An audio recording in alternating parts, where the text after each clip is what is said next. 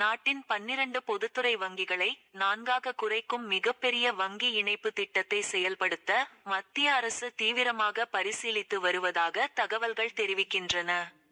வரும் 2026-27ஆம் நிதியாண்டிற்குள் இதை செயல்படுத்த திட்டமிடப்பட்டுள்ளதாக கூறப்படுகிறது.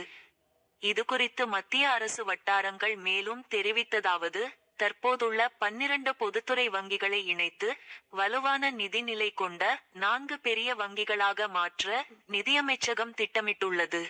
வங்கிகளின் செயல்பாட்டு திறனை மேம்படுத்தவும், உலகளவில் போட்டி போடக்கூடிய பெரிய வங்கிகளை உருவாக்கவும், உள்கட்டமைப்பு வளர்ச்சிக்கு தேவையான பெரிய கடன்களை வழங்கும் திறனுள்ளதாக மாற்றவும் இந்த நடவடிக்கை எடுக்கப்படுகிறது.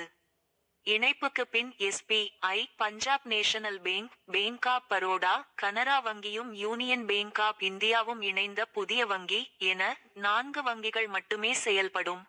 கனரா வங்கியும் யூனியன் வங்கியும் இணைந்த வங்கியுடன் இந்தியன் வங்கி, யூகோ வங்கி ஆகியவையும் இணைக்கப்படலாம்.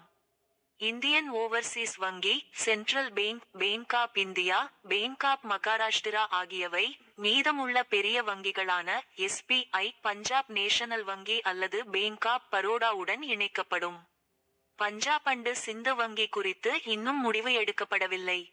இத்திட்டம் முதலில் நிதியமைச்சரின் ஒப்புதலுக்கு அனுப்பப்பட்டு, அவர் ஒப்புதல் வழங்கும் பட்சத்தில் மத்திய அமைச்சரவை மற்றும் பிரதமர் அலுவலகத்தின் ஒப்புதல் கோரப்படும்.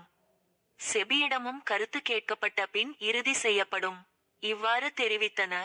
இந்த நடவடிக்கைகள் வங்கி கிளைகளின் செயல்பாட்டை சீரமைக்கவும், தேவையற்ற கூடுதல் செலவுகளை குறைக்கவும், மூலதனத்தை மிக சிறப்பாக பயன்படுத்தவும் வழிவகுக்கும் என எதிர்பார்க்கப்படுகிறது. ஏற்கனவே 2017 முதல் 2020 வரை காலகட்டத்தில் 21 ஆகஸ்ட் இருந்த பொதுத்துறை வங்கிகளின் எண்ணிக்கை இணைப்பு நடவடிக்கைகளுக்கு பின் 12 ஆகஸ்ட் குறைக்கப்பட்டது குறிப்பிடத்தக்கது. எந்தெந்த வங்கிகள் இருக்கும்? SBI., Punjab national bank, bank of Baroda, Canara மற்றும் யூனியன் வங்கிகள் இணைந்த புதிய வங்கி.